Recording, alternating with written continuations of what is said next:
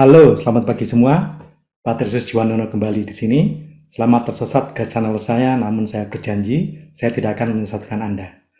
Kalaupun menyesatkan, biasanya akan saya sesatkan ke jalan yang benar. Nah, topik saya kali ini adalah tentang bagaimana saya merancang sebuah project-based learning dalam sebuah pembelajaran grammar. Grammar 1.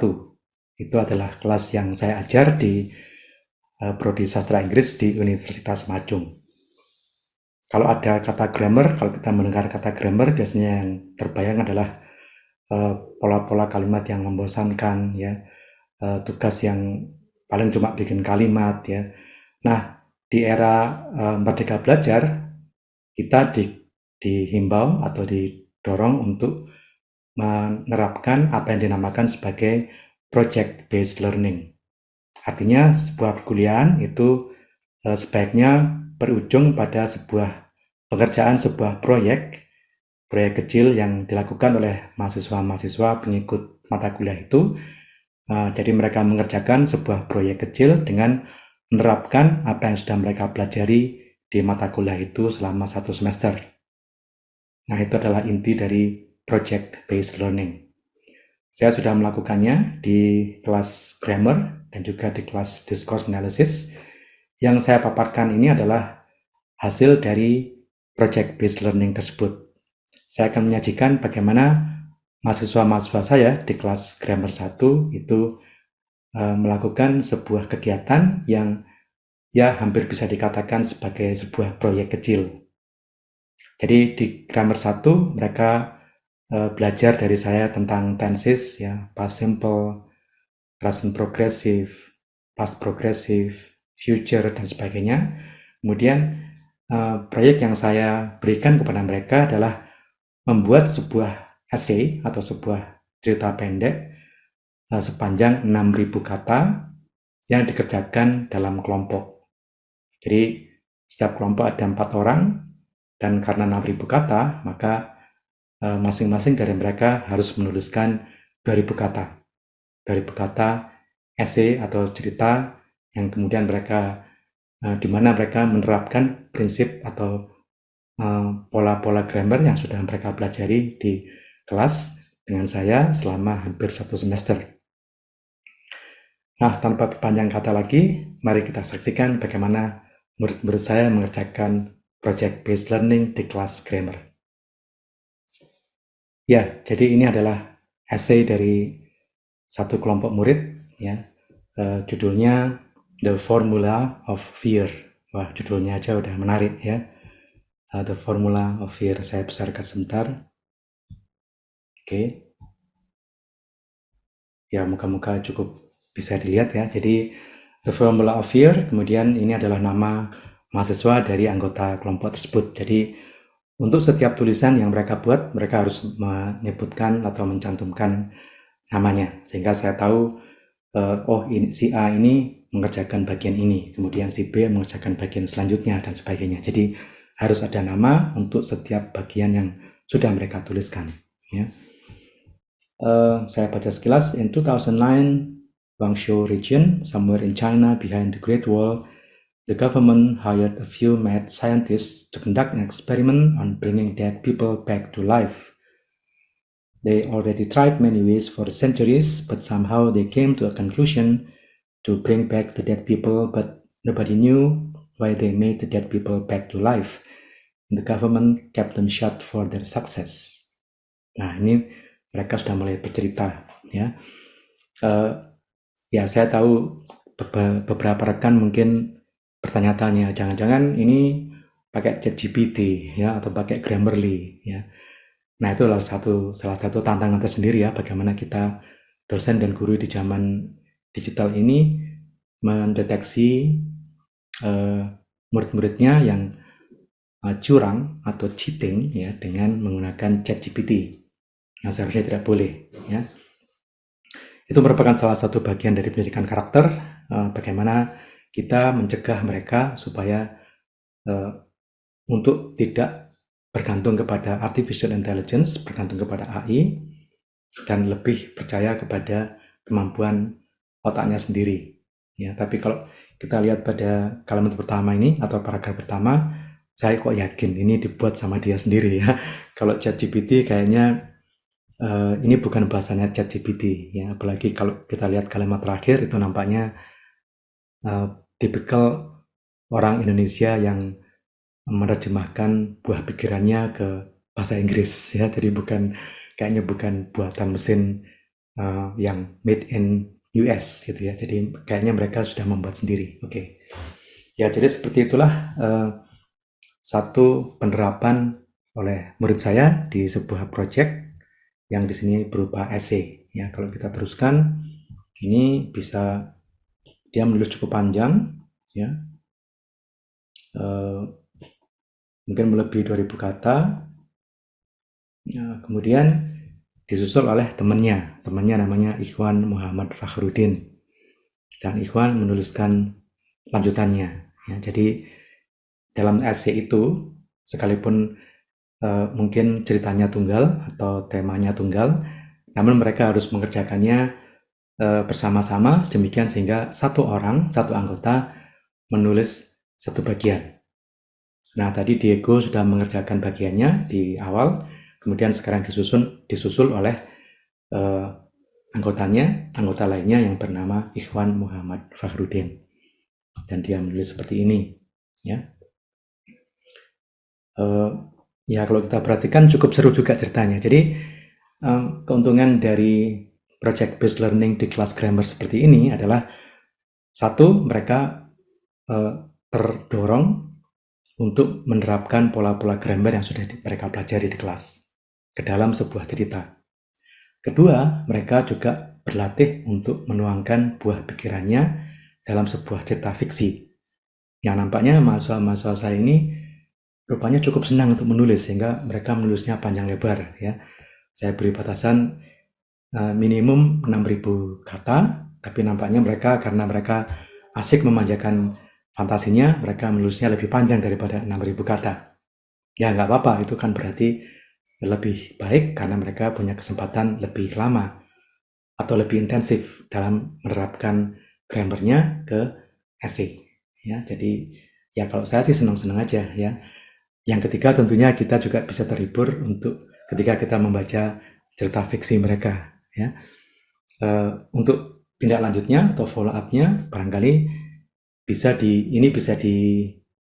diperbaiki lagi, dibuat improvisasi lebih lanjut, kemudian mereka bisa mementaskannya dalam sebuah skit atau drama pendek di kelas ya.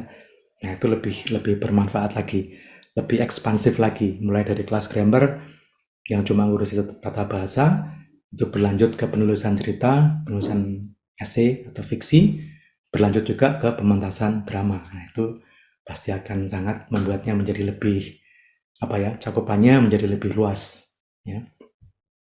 Oke, jadi Ikhwan menulis sampai cukup panjang juga.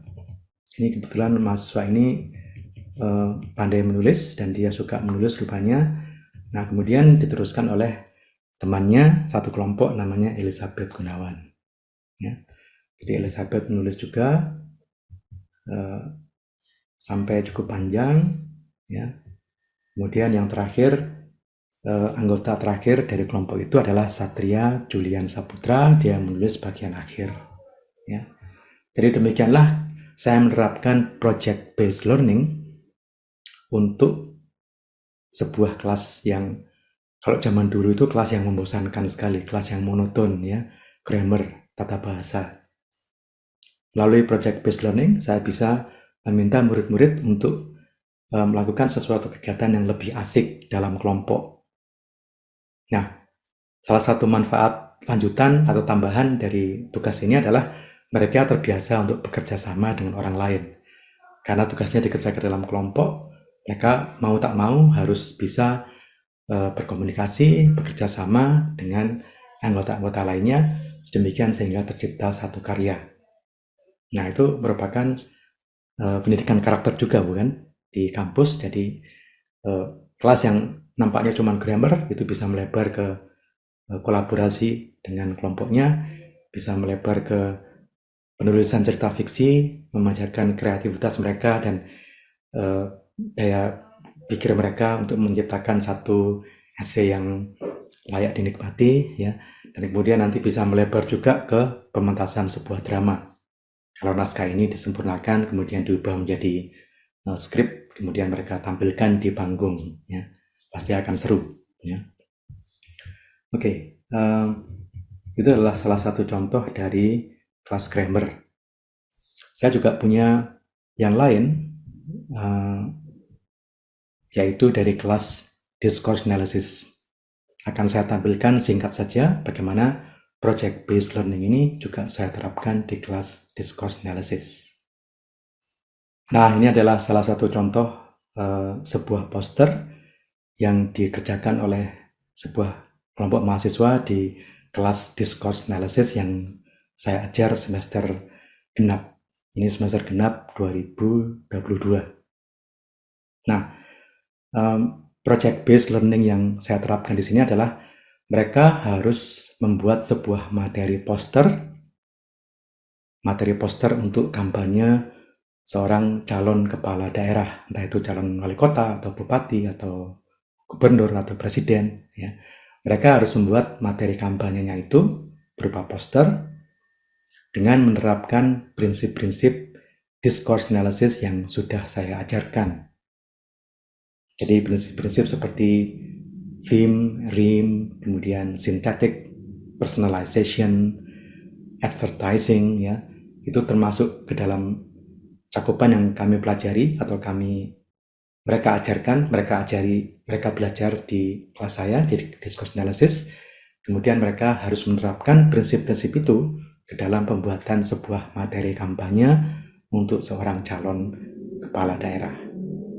Nah, ini adalah hasilnya. Jadi ini kebetulan salah seorang mahasiswi saya namanya Angela Natalia, dan dia bersama kelompoknya membuat poster seperti ini, ya. Di sini dia sudah mulai menerapkan ini ada tagline, ada warna, ya, ini tagline-nya our identities, our power, ya, dan sebagainya. Kemudian di sini lebih jelas lagi, mereka mulai membahas tentang color. Ya, kenapa mereka memakai color itu? Ya, di dalam kelas discourse analysis juga ada sedikit pembahasan mengenai color, sehingga mereka menerapkannya di sini, ya.